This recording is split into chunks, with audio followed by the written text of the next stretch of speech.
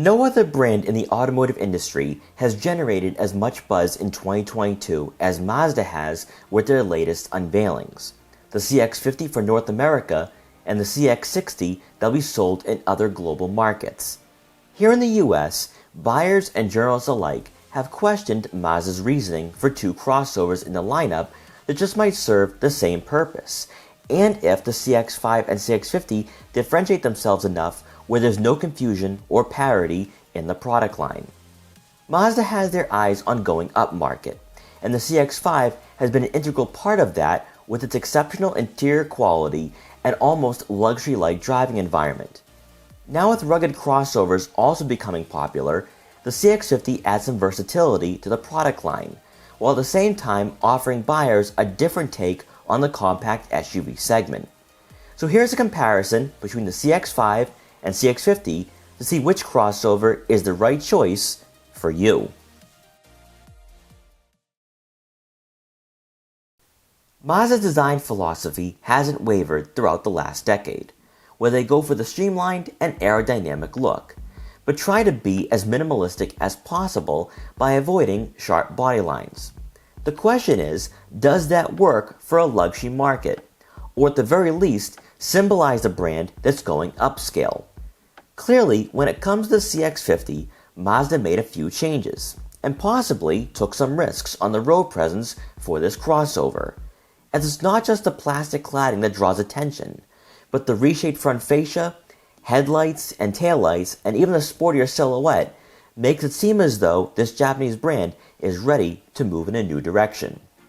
On the flip side, at first glance, the CX-50 could be mistaken as a next-generation CX-5, where it follows the same design path, but cuts back on the chrome accents to go for a lower profile look.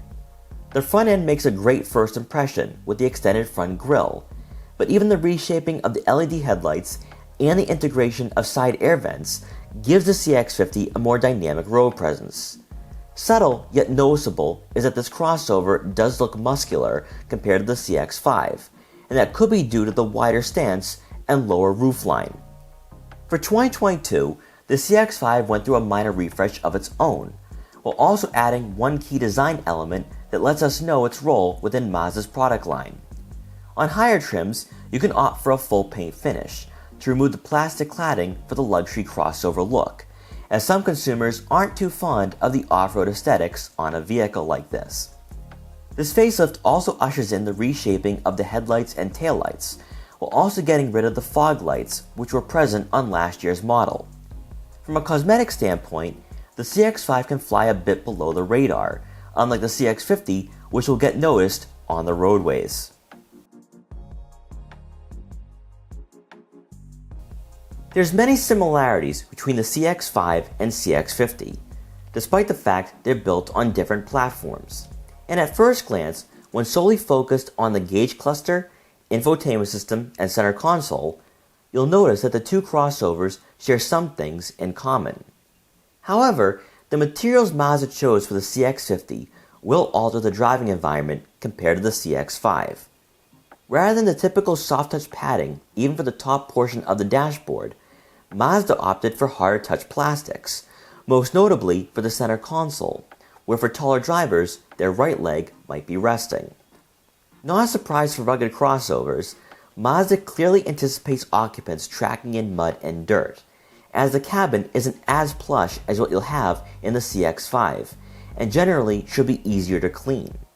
On the Turbo Premium Plus trim for the CX-50, we had heated and ventilated leather seats, but the key difference here is that up front at least, these seats are firm, but do provide a decent amount of support, whereas the CX-5 prioritizes comfort, and that's what really sets itself apart. You're going to find that the CX-5 is more accommodating, not only figuratively, but also literally if you're sitting in the second row, as overall you'll have more headspace. We aren't too convinced that the CX-5 offers more legroom, however, as the CX-50's length and width does provide the perception that this crossover is roomy.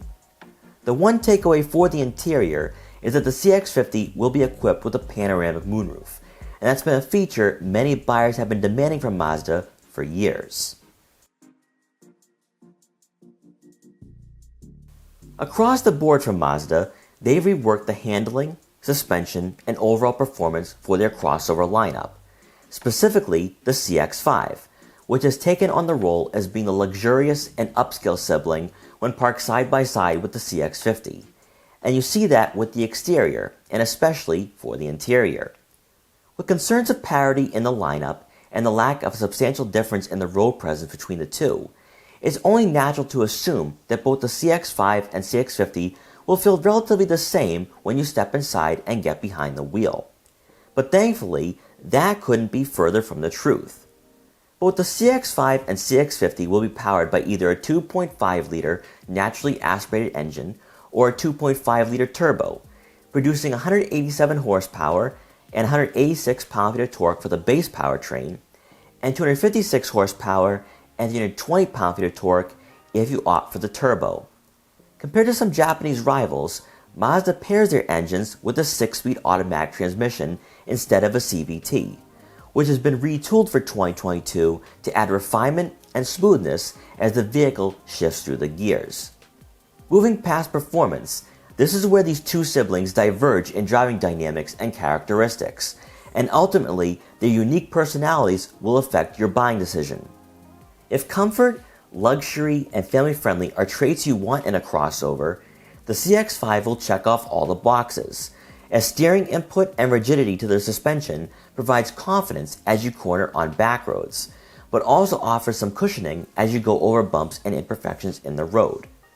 Currently within the market the CX-5 competes in, it does a better job resembling a European crossover, where the handling is engaging and there's a decent amount of weight as you take on sharper corners that makes you feel more involved, unlike rivals who are known to offer looser steering. Regardless of the powertrain, the CX-5 never loses its entry-level luxury demeanor, as the lack of road noise enhances your driving experience. But as we discussed earlier, the soft touch materials on the dashboard and panels sets the tone for this crossover. And thanks to the further development from Mazda, who focused on where the CX-5 fell short, most with the transmission, you could make the claim that it's the best bang for your buck. The CX-50, on the other hand, tries to straddle a fine line of having the same driving qualities that we see from most Mazda products, while at the same time being off-road worthy. Immediately, you'll notice that the CX-50 has a very heavy steering feel that quite frankly we had to get used to, as it was unexpected for a crossover in this market. While the suspension was harsher, you won't get thrown around on a daily commute, and surprisingly, the CX-50 did feel at home on the pavement.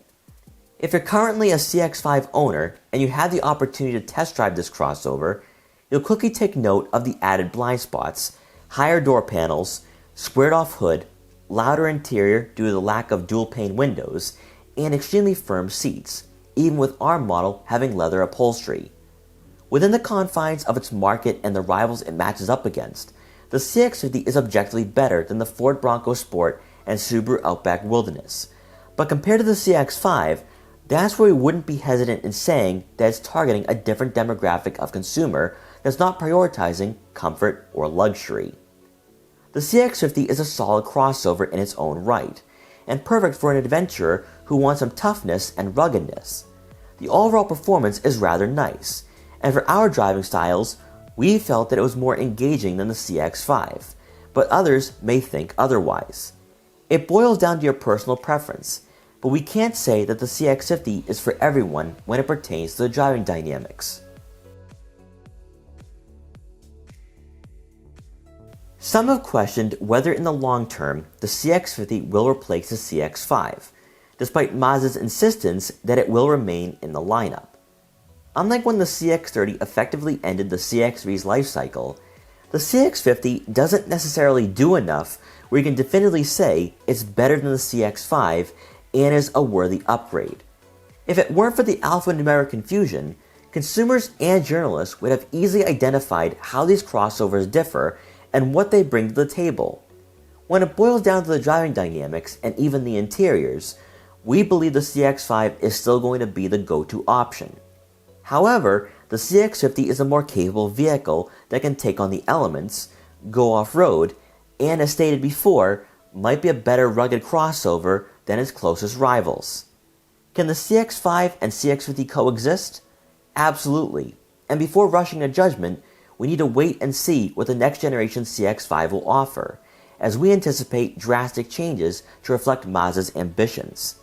As currently constructed, if you're on the fence about either crossover, we believe the CX-5 is the more family-friendly alternative and the vehicle that embodies an upscale vibe, whereas the CX-50 represents an emerging segment for the avid adventurer that gives owners the ability to traverse different types of terrain while still retaining the qualities and characteristics that Mazda is best known for.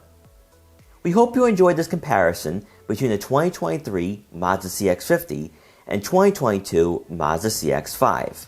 Please like, comment, share, and subscribe for more videos like this one. And if you're interested in buying a compact crossover, make sure to check out our full reviews and quick buyer's guides to help you find your next vehicle.